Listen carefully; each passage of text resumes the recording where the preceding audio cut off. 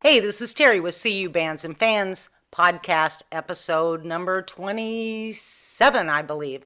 Let's talk music. We have our special guest is Jake and Jackson Tater. I'm sure most of you, if not all of you, are familiar with these two fantastic musicians. Let's give a shout. You want to give a shout out, Zach? Hi, folks. Hi, Jake and Jackson. Hey guys, how are you? Good. So, how are you guys doing? Let's start with Jake, because when I began CU Bands and Fans, like I just heard about you, and I assume you're the one that started the Boat Drunks. Yeah, so in 2001, maybe 2000. Yeah, it was before that because that's how my relationship with Mike Miller started. Was that I was sitting on my bed in my apartment in Savoy in 1999, I think it was. There was a major snowstorm, if you remember, like on January 1st. And I remember I was a Buffett fan, and I wasn't doing anything. And actually, I was playing with Marvin Lee Band at that point. But I texted Jeff. I texted Jeff, or not even text. I emailed because there was no text then.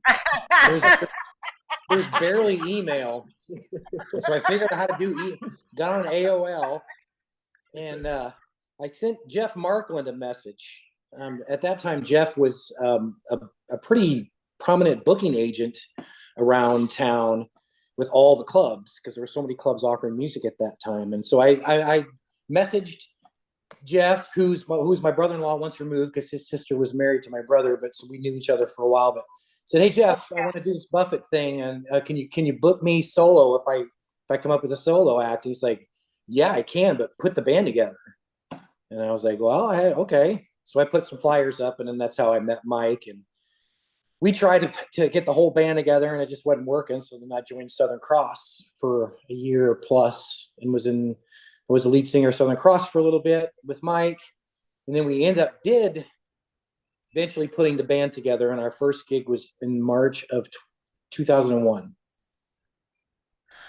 There was a whole lot in there that Sorry. I did not know. So we are gonna backtrack for a minute. Well, first of all, the texting thing kind of cracked me up. So you were in Southern Cross? I was in the last iteration of Southern Cross with Mike, Tom Tewell and his sister Mary, and we recruited Brendan Gamble to play drums. How long did you play with that band? Well, like I said, it was a little over a year or so, maybe 2 years. I've always been so long ago. I remember that band. We stopped that band when we put the Boat Drunks together. So Okay, so then in 1999 you put this together, and in 1999 you had the idea yeah, and tried to put it together, and yeah, then in 2000, or did you say March of 21 is when you yeah. March of 2001 is when we played the first Boat Drunks gig. I can't remember when we played our last Southern Cross. 2001? Yeah, of Yeah, course. yeah. Who was in the band at that time? Southern Cross. No, the first Boat Drunks. Oh, so the first iteration of the Boat Drunks was myself on lead guitar and rhythm guitar, and Mike on rhythm guitar, Mike Miller on rhythm guitar. Brendan was our drummer, Brendan Gamble. Andy Gaines was our keyboard player, and Howie Golub was the percussion harmonica player.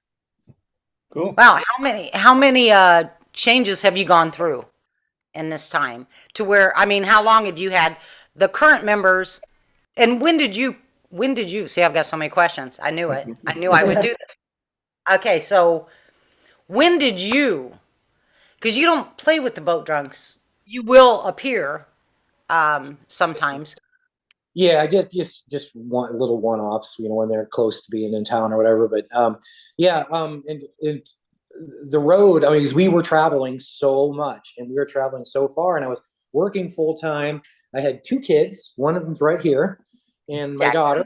Jackson. And I spent the weekends on the road, missing them like absolute crazy, and missing this, hearing about ball games that he's playing in from my brother, that my parents that had shown up, and so I was like, I'm tired of missing this dad thing. So I told the guys, I got to step aside because I need to be dad.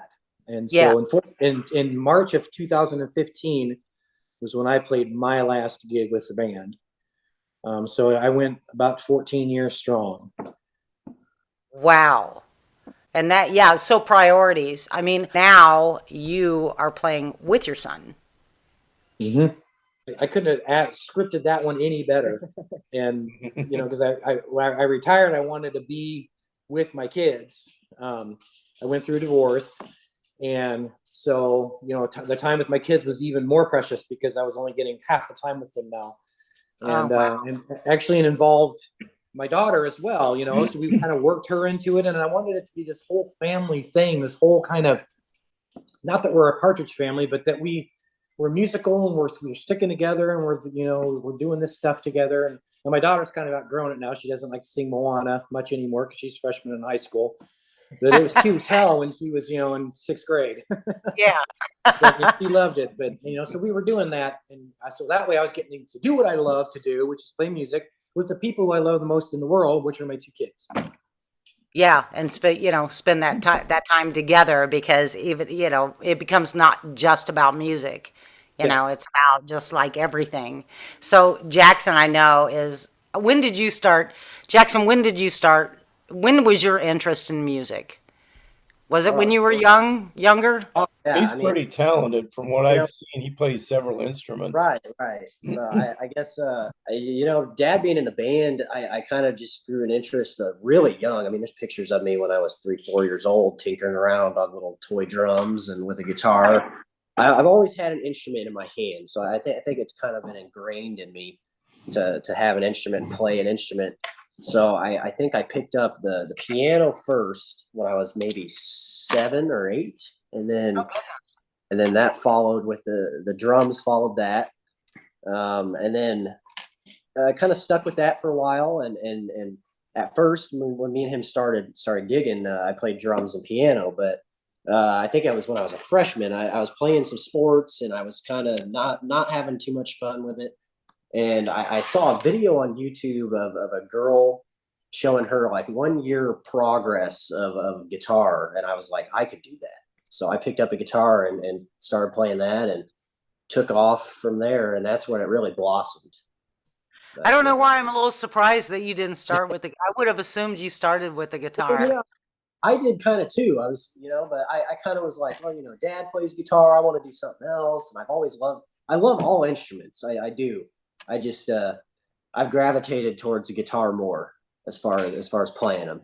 But I didn't know you played drums either. yeah, I played drums for a long time, but yeah, I don't know. Guitars, there's something about it, and you can pull a guitar out at a campfire, or hey, when you're hanging out with your buddies or something, I can pull my guitar out and show them. Hey, pull out my drum set here. Yeah. So Terry, a cool story I like to tell about his drums was his first major paying gig was on drums with the Boat Drunks when Larry Lister had to step out. He was called out of town for work or something, and so the Boat Drunks called him several times for the entire night. And he's played with Gary Collette and Nickel and Dimes. wow. Nick Dimes and on drums, and not just sitting in, like full sets. But my favorite story that I like to tell about that is that, so this kid's got some rock and roll in him. Here's his cred. He's not even 20 yet, and he's seen Paul McCartney twice. He's seen Elton John once. His first gig, when actually he played on the drums, was during a Boat Drunks break when Bill Payne was there, and Bill Payne stopped playing his piano to take pictures of Jacskon playing. Him and I were playing drums. Yeah. Oh my gosh. So the kid's got rock and roll in his blood. That is so excellent, Jackson. I'm really jealous that you got to see Elton John. Me too. Yeah, actually, I saw Because that's truly, and same with Paul McCartney, I guess, but truly that's not gonna, happen again here soon. He won't be. Right. This is actually his farewell, his goodbye Yellow Brick Road tour. He's done after either this year or next year. And I saw him up in Chicago about a month ago or so. So yeah, that was really cool. Yeah. So it was recent. Yeah, it was very recent. That's my most recent one. Yeah, I think I would have been a little starstruck. Sure, it was cool. Okay, are you the one when I was covering the Beach Boys? Are you the one that said that you were there and that you got up on the Ferris wheel? So that Yeah, you could, yeah. I know what you're talking about. Yeah, when the Beach Boys played at the fair, the Champagne Fair last. yes. Yeah, so yeah, I was too broke to buy tickets to go see the Beach See, Boys. and that's what because we worked together at Dollar Right, General. right. And I remember Yeah, you telling me that like after, and I was like, I was like, Jackson, you could have went with me as an oh, assist. I had a pass for an yeah. assist. And I man, oh my God, you could have been right there. Like, right, you could have been uh, probably on the stage. it's So awesome. I was like, man, I wish I would have known that. I'd have surely taken you, got you in Yeah, there. I got to see him. The Ferris wheel stopped right at the top, and I got a good shot of Mike Love. So Yeah, but still, if I'd have known that, you'd have been right there. it's all Um, right. anyway, so but that was cool. That Yeah, seeing yeah. was really cool. So you were inspired by Jimmy Buffett, Jake, for the boat drunks. It's still going strong, and Yep. they still travel quite a bit, don't they? Yep. Yeah, he Yeah, just got sick and canceled a bunch of shows, but it's kind of a mystery what happened. But yeah, I mean, Buffett's either 80 or going to be 80 soon, and still out there doing it. that's Yeah. crazy. Yeah, and then but you guys like you have this. The boat drunks is a whole experience. It's not you're just not going to see a band. When did it become that? Like, how far into it were you when it became this huge experience where they brought lawn chairs and they did the whole dance thing and all of that? Yeah, so there, of course, there's this whole subculture of these parrot heads all over the country, and so they all do the dances at the concerts and stuff. But I think it was probably about when we released our first all originals album, and a lot of people don't realize this, but we had, well, the fourth one doesn't count. I was in on 4 Boat Drunks records, and 3 of them were all original stuff. So when we started writing our own Buffett style music, that's kind of when it started taking up for us, and we started traveling all over the country. And I'm talking, from Key West to Portland, Maine, to Las Vegas, to Seattle, to everywhere. And Wow. that's why the travel became hard on me, because it was Much, real. yeah. It was working in Champaign 40 hours a week, and then having to get on a plane on the weekends and fly out to Las Vegas and then come fly back and then get work again. See your kids, Right. not spend that quality time with your kids, Mhm. with you guys because you're so good, and the fact that you have originals is pretty amazing. They play some of your stuff on WKIO. Yes. Homegrown KIO, which is our sponsor of this podcast. So Thank you, Larry, and everybody at Yes. WKIO for that. That is just, I mean, as a songwriter, I can't, to be played on the local radio with your songs that you've written, to have your son sing the songs that you wrote, it's just, it's a feeling that I can't even begin to describe accurately. It's just something you got to feel. yeah, that just gave me goosebumps. The Jacskon sing songs that you've written. Yeah. So when you guys do play, you and Jackson, you play what do you guys play? What's your We do all sorts of stuff as far as genres go. I mean, we typically stick around like the classic rock, like 70s, 80s rock stuff. But I mean, we do some Buffett, and we do some of his originals. We do some newer stuff too. It's just all over the place, really. Do some Yeah. country.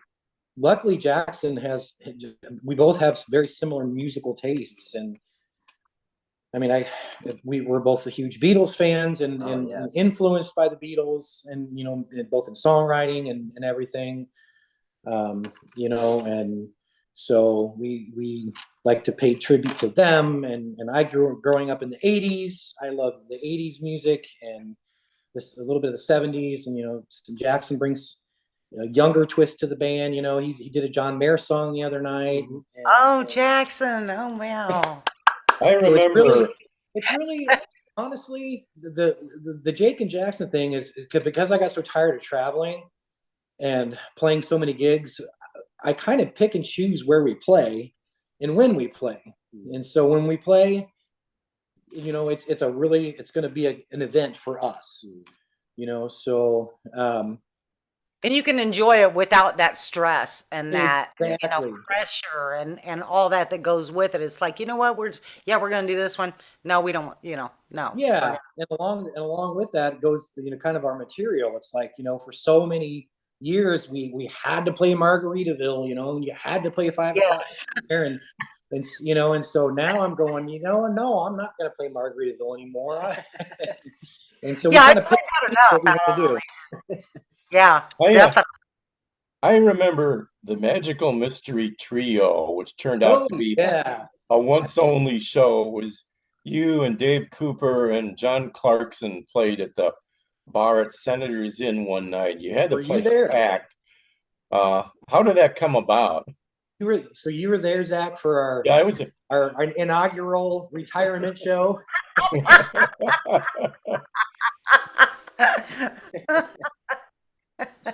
That's just, I mean, John's a buddy. Dave's been a buddy of mine since I was in this little offshoot of Marvin Lee band because we got tired of playing all the old music. Sorry, Marvin, love you, but so that me, Ernie and Aaron and I had an offshoot called Kid Chip and the Cheetos, and Dave Cooper would often sit in with us on that, and so I've known Dave since the mid '90s, and just knew he was a Beatles fan, and John Clarkson was a Beatles fan. I'm like, hey, let's get this thing together and just do all acoustic guitars and voices and see where it takes us. And it took us to our inaugural retirement show. Well, it was fun. And It was. John looked about as close to Paul McCartney as you could get. So what did you guys do? Did you dress like them? No, we didn't put mop tops or anything like that on. John didn't play left-handed guitar or anything like that. We just wanted to kind of, and we were purposeful about that. We're like, this is not a tribute. This is kind of a tribute to the Beatles, not a Tribute not a, band, right? yeah, not a tribute band per se. So it was just we're influenced by this music, so let's give back. Let's honor these voices. And Jackson and I have done a similar thing with some friends of ours for 8 years. Yeah. During the summer or during Labor Day, we play one night, and it's by invite only. It's some friends of ours. It's in their backyard that we play all night long. We played nothing but Beatles music. Oh, wow. Based around a theme, they've gone through the 50-year albums and stuff. So we were kind of doing the same thing where, hey, this last one we played, our buddies live in Memphis. And so we went down to Memphis to play for them. And we recreated the Beatles show in Memphis. Their set that we found that. So we recreated it and, did stuff like that. So and that's kind of what the Magical Mystery Trio was just a nod to the guys that influenced all. Yeah. So and then you decided, like, I mean, what did you mean for that to be just one night? No, because John, I think at that time was either an ex-Crush or something. He was another one of those great big bands around here, and Ex-Crush. Yeah, and Dave was so busy doing his thing. We just were like, man, we'd love to do it. We just don't have the time to do it. None of us have the time. Yeah, you were all three in some pretty, active, very Yeah. active bands. So back to this, let's talk a little bit about, and then we're going to talk to you, Jackson, but let's talk a little bit about when you played with Marvin Lee. When was that? And you obviously played some of the older classic. Yeah. So just there were, back in the early to mid '90s, they were often country night jam sessions at places like remember the old Country Square Club out there on Route 45, and Oh my God. of course the Rose Bowl, and and I got to know, that's how I got to know Dyke and Ed Clem and those guys. And so I would go out and Donna, and I would go out and sit in, playing bass, and somebody heard it, and somebody mentioned it to Marvin Lee, that he was needing a bass player, and Marvin gave me a call, and so I did an audition with Marvin. And a funny story about my first gig with Marvin was in Royal, some party in Royal, and I was only supposed to be on for like half the night, and it was, of course, Aaron Dunn and Ernie Thompson are the other guys in the band, and Sonny Nelson was supposed to play bass, Donna's dad, Sonny, was supposed to play bass on the gig, and we were just going to swap back and forth. And so I guess about a half hour before the gig started, Marvin got a call from Sonny saying, "Marvin, I'm back in Bement. I got halfway to Royal and I forgot my bass." He's in Bement, and this gig is in Royal, and it starts in half an hour. Royal is like, yeah. Yes. So Marvin said, "Sonny, stay home. Jake, you're on." And so I was on, and Ernie's yelling 14 at me across the stage. He's like, 4, 5, 1. You know, and it was fun. It was a memorable night. And I was a full-time bass player after that night.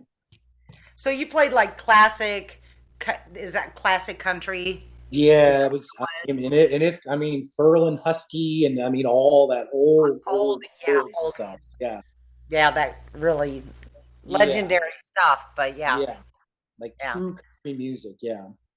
Yes. Yeah, because Marvin used to be, when I was growing up, he was on TV. Yes. You'd see him on TV. Yeah. And I remember when I got the gig, my mom asked me, I told my mom, and she's like, "I used to watch him on TV when I was in high school." And I'm like, "Well, now you have a son that is his bass player." yeah, Marvin's a legend, you know. Yeah, he sure is. I owe everything to him. Yeah, he is. He is definitely a legend. He plays here at Philo in the park during the summer, and we just appreciate him. Appreciate all he's given to music and everything about him. It's sweet man. That goes for the musicians too, because he's given, it's obviously Allison's the big success story, but he's given so many other musicians kind of their start, their launch, and so, and I'm one of them. So, yeah, and that's really a mark of a true quality musician when they do that, and we're seeing more and more of that now. You know, in this time, we're seeing a lot more of the promoting each other and giving each other an opportunity and that kind of a thing. So that's good news. So Jacskon, I already asked you when you became interested in music. So what did you think did your dad approach you with let's do the Jake and Jackson thing, or did you approach your dad? Actually, I mean, we talked about it. We'd always just jam, and it was always just like a jam session at our house. I mean, I'd play piano and he'd play guitar. We'd play Beatles stuff, and like he said, I'm a huge Beatles fan, and I got that from him. And one day he asked me, we got an offer to do this one night all Beatles thing at our friend's house, and I said, yeah, let's do it. And that was actually my first gig, our first Jake and Jackson gig. And then we're just like, well, let's not stop there. Let's keep doing it. Let's do other stuff, and that's how that started. Really. So where was your first gig together? I mean, I know you played with the Boat Drunks and all of that together, but where was your first gig, just you two? Well, it would have been at Todd's house, but I can't exactly remember where our first the first public gig was probably like maybe one of the Friday Night Live things. Yeah, something like that. I think the first time I saw the two of you play together was at one of Larry Lister's parties. Yes. Yeah. Those are infamous parties. And are you going to be at the Winston's Old Bank, or did you already play there? We played there last Friday. Doggone it. And it was an amazing night. The guys there are doing such a great job at that place.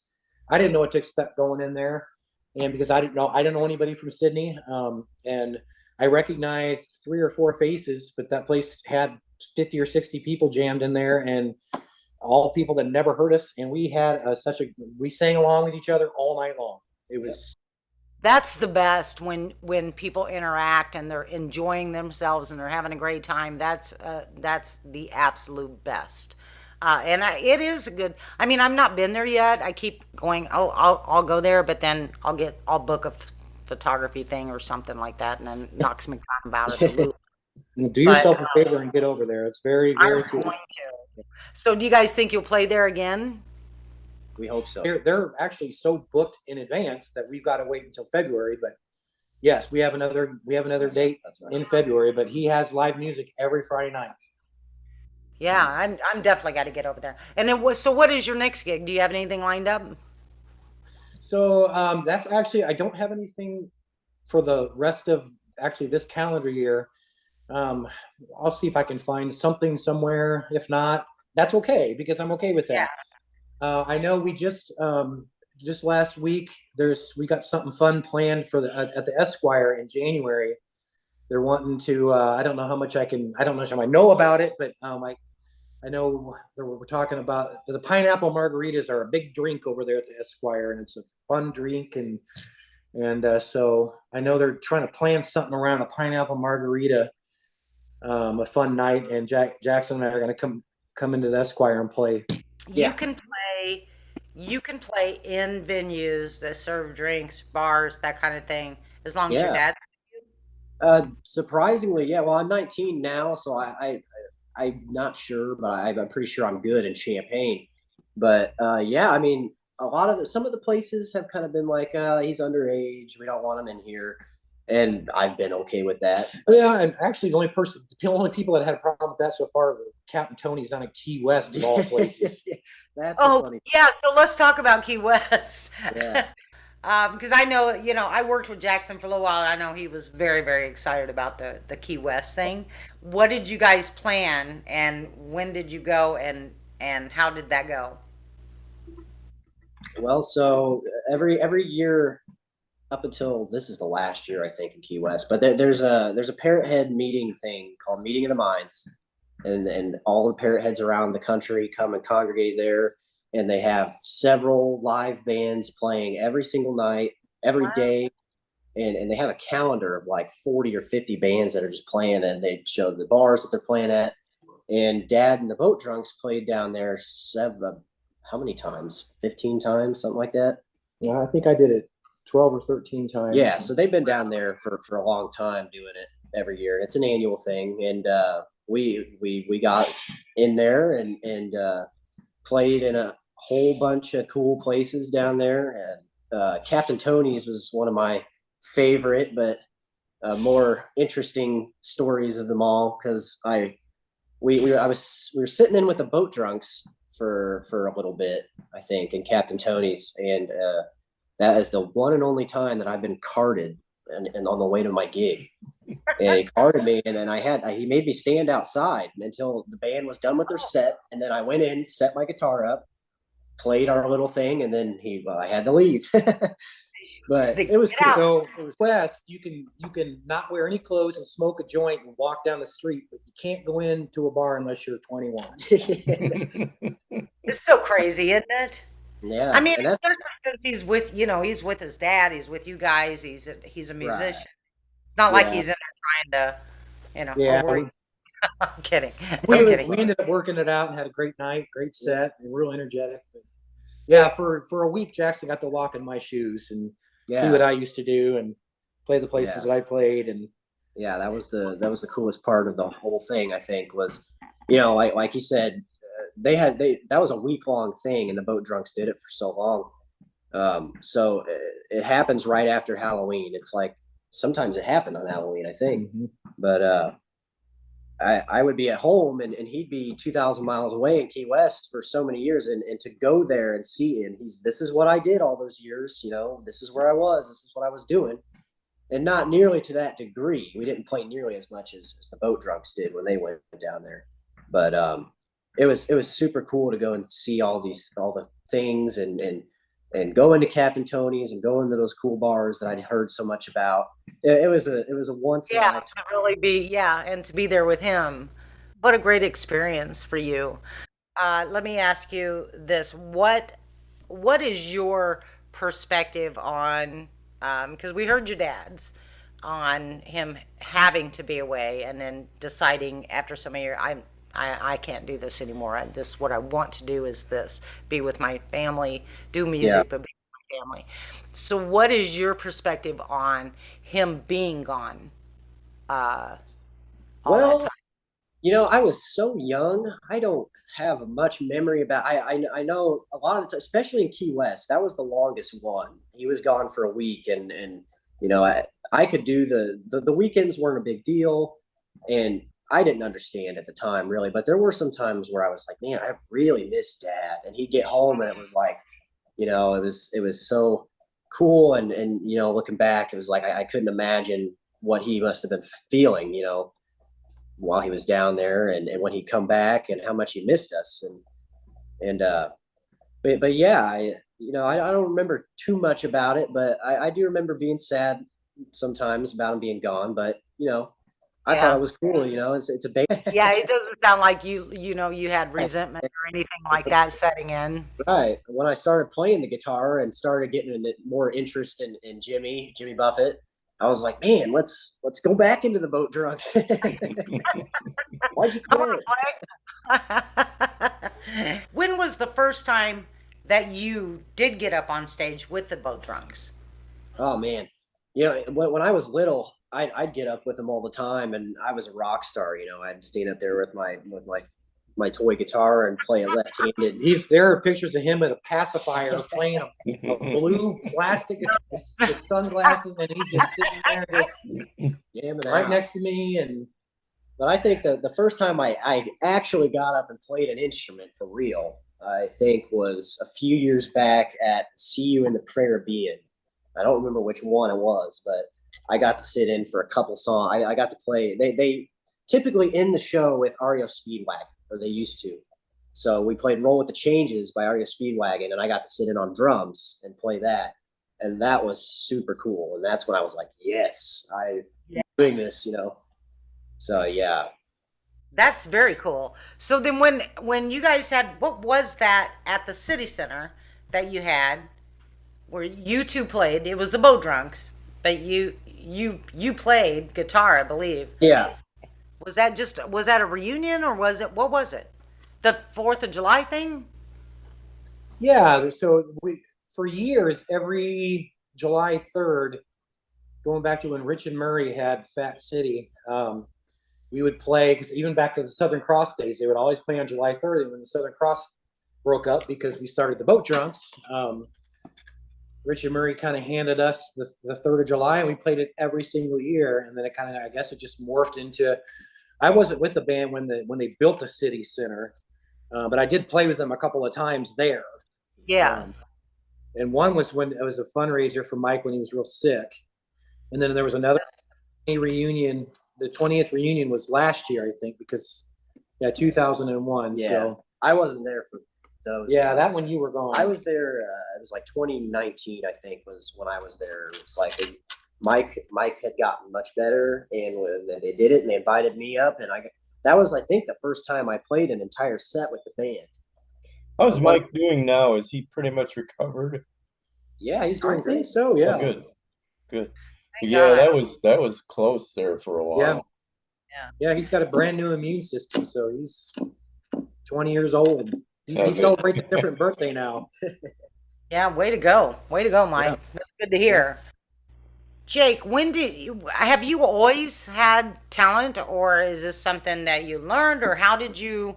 Yeah, so I can remember when I was a boy, and I mean a boy, I remember, being in the 70s, being influenced by the Beatles and singing harmony with my mom. And, but man, so I guess I got to credit my delinquency and my senior year study hall teacher, because I kind of didn't have any instruments really to play. I toyed around with some stuff, but when I was a junior, senior in high school, I got into trouble a lot in study hall, so I had to serve a lot of detentions.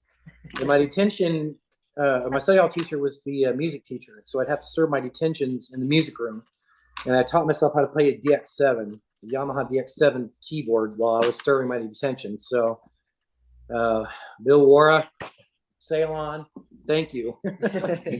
That's kind of when I really started full-time playing music, when I was about a senior in high school, and I just taught myself everything.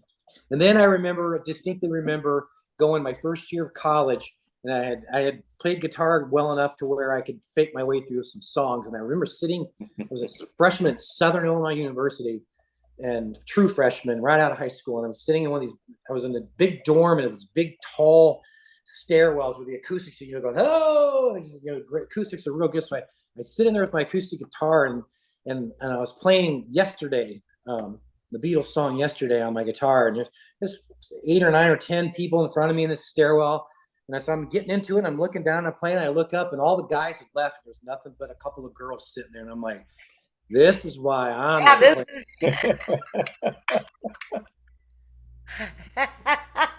music is good to me. So it sounds like getting in trouble actually kind of turned the tables for you. Yeah, it did. It sure did. There was one time when I was in 8th grade where they actually took everybody over to see a keyboard player play, but I got in trouble and I couldn't go, Oh, so I had to stay back. And then they tried to make me serve my part of my punishment to make me join the Glee Club, and I wouldn't do it. It's like my delinquencies worked for me and against me. yeah, at the same time. What was your, so when, what did you, how did you get this writing skills? Is that something that was just always in you, or how'd that happen? And I still don't think I have it. And I'm certainly, I'm probably not even the best writer wearing this shirt right now. But so I don't know. I mean, Jackson and I have talked about him starting to write music, and I've always believed.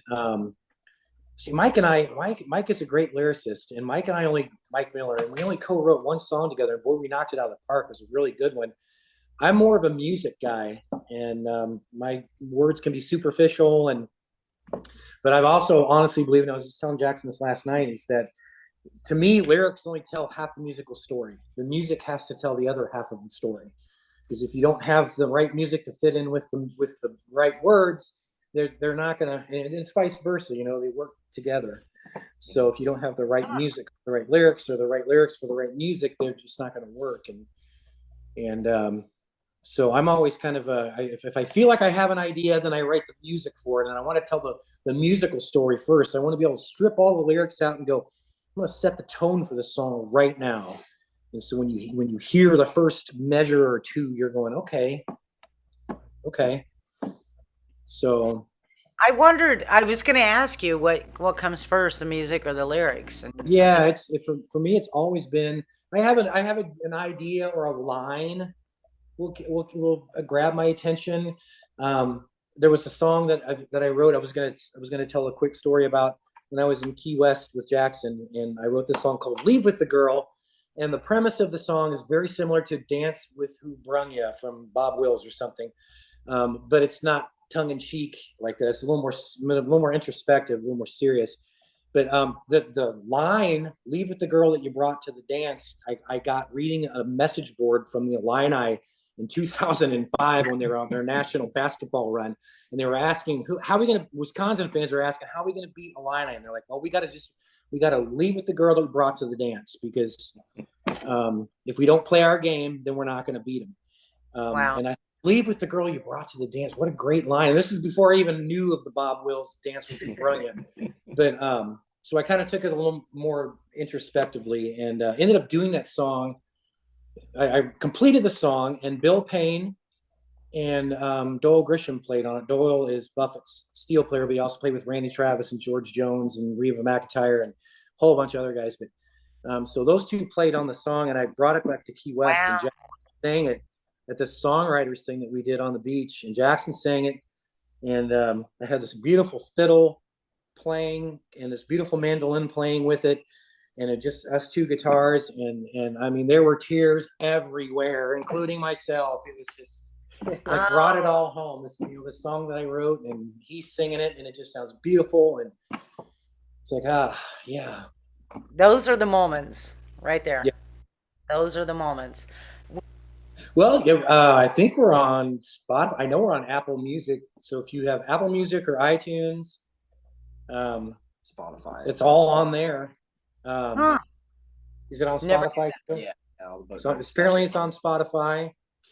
We used to get play on Sirius XM pretty steadily on Radio Margaritaville, but they've changed their format now, and they play almost exclusively Jimmy Buffett now. So Oh, I'll be darned. Yeah, that's what so my last question is this. But in music and in performing or anything that we do, There's those moments that where you just stop, it stops you in your tracks, and you just are so grateful Mhm. and thankful and just amazed that you get to do this. Do you remember any of those? And Jackson, you're young and just now getting, into these experiences, but I'm sure you've already got one, for your uh Yeah. you'll have more, but I think Key West for me was huge. I mean, all these there were so many people down there that are like, I watched your dad come and do this so many years, and they're like, and we've heard about you, we've never actually met you, and now we get to hear you sing, and you sound just like him, and it was definitely cool to go down there and sing his songs to people that have listened to him sing them for years, and now his son's singing them. And I see it. I see how cool that is, and I'm glad I get to do that for sure. yeah, That's that's really something to treasure, which yeah, you obviously do. That it's not like sure. meaning it holds a lot of value. So what about Mhm. you, Jay? Well, I mean, there's been a number of times where I've just kind of just we my old keyboard player, Andy Gaines, and I used to joke. We would think we would reach our pinnacle and we would do the coolest thing ever, and then there was the next thing would happen, and him and I would just look at each other going, "Are you kidding me? Are you for real?" I mean, we opened for the Beach Boys. I got to meet Mike Love, and we've What? I played a songwriter festival on Bourbon Street in New Orleans, and I mean, played on Duval Street down in Key West, and met Jimmy Buffett, and it's played with Little Feat. It's Oh incredible. my gosh. Stop already. Like I'm going, I love Bill Payne. I know he's a friend of some of you guys, and Yeah. he's done some in-house shows at Larry's place. And Yes. he's a great photographer too, as well as a musician. I have one Yeah. of his photography books. Yes. That's why when Jackson was playing drums at our friend's house, and Bill was on the gig with us. He's well, we were on a break, so Jackson and I were playing, but he pulls his camera out and he starts taking these pro shots of Jackson playing the drums when he's 9 years old, and he had no idea. There's a picture of him and Bill, and Jackson's holding the can of Pepsi and going, I don't know who this guy is. He totally I do does now. Yes. But yeah, I mean, we played in Jamaica with Little Feat, and just there have what been a was that there have been a number of wow, I can't believe I'm lucky enough to get to do this. But then even like last Friday night when I look over at my son and we're rocking this little bar in Sydney and everybody's singing along, and it's like wow, I'm one lucky dude. That is, that really is. You can tell that kind of brings up a little emotion in you. So and Jackson, it's so you appreciating all these experiences and having Yes. the respect that you have as young as you are, being a musician is really, it's so refreshing and it's so clear, just talking to you that you have this respect and admiration and you realize the worth of these experiences Yes, and of and you course. value that and that's cool. That's very Every cool. gig, every gig I'm thankful for. I really am. Even Well, the I small. hope that you guys, I'm sorry, Jackson, did I cut you off? No, you're fine. Okay. I hope that you guys play again soon before, like, because I really, really want to get there and see ya. I want to take some Yeah, pictures. we don't have a website. I don't have business card. People ask for business cards all the time, but it just kind of goes along the lines of I'm kind of just being choosy about what I want to do, so I'm not really putting it out there that much. But we do have a Facebook page, and it's I think if you search for Jake and Jackson on Facebook, I put all of our gigs on there. There's videos and stuff like that, and if you follow it, then I'll definitely put posts out on it about, hey, we just booked this, and this is coming up in the next week or two, and so. Yeah. Well, and we'll put those links on here. And then also, is it okay if I put the links to your like to the Apple and iTunes and Spotify, the links to your music? Sure. So if I could add them on there too? Okay. And just so your Facebook page is Jake and Jackson go for another hour with just two sentences that Jake said. I mean, because you mentioned, casually mentioned that we opened the Beach Boys, right? Did you Yeah. open for the Beach Boys?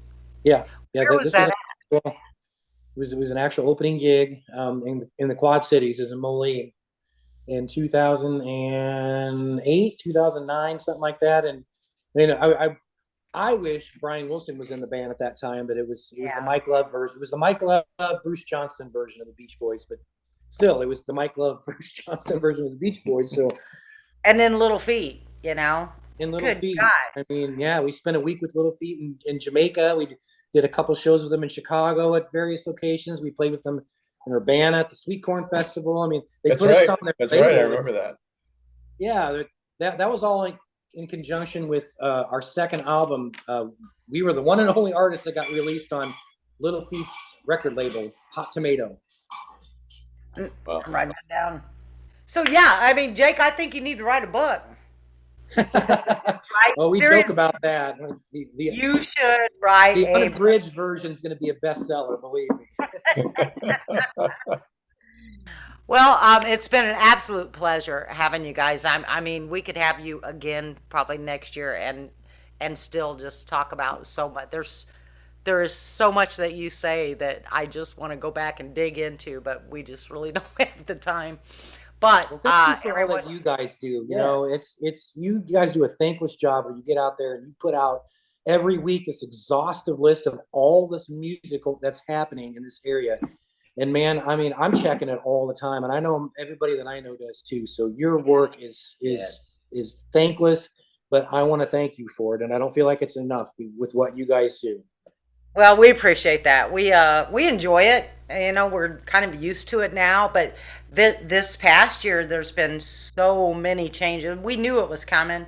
I did. I mean, I posted it several times on our page that when the music scene comes back, it's just going to be different. It's going to look Mhm. different. It's going to be Yeah. different. Yeah. And it is. And we've got a lot of younger bands that are Mhm. doing rock, and there's not so much country as there was because it was really saturated. You know that. Mhm. Urbana was really saturated.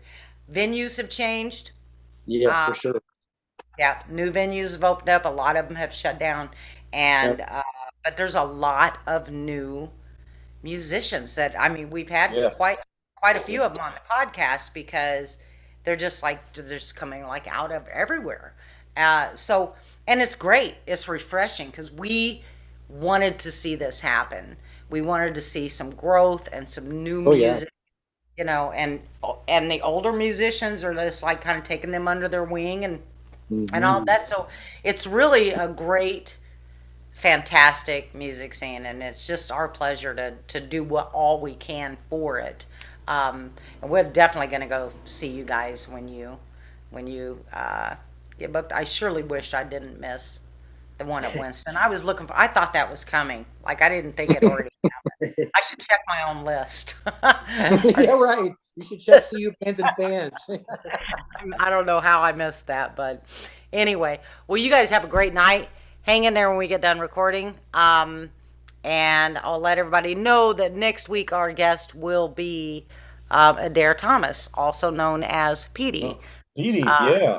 drummer extraordinaire. So we're looking Yeah. forward to that too. So everybody tune in next week as well. Thank you for joining CU Bands and Fans podcast. Our podcast is brought to you by Homegrown KIO. Homegrown KIO is on Sunday nights at 7 p.m. It is a stellar show featuring the great songs that have come from bands originating in Champaign-Urbana. Listen at 107.9 on your FM dial, at 1079wkio.com, or ask Alexa to play WKIO.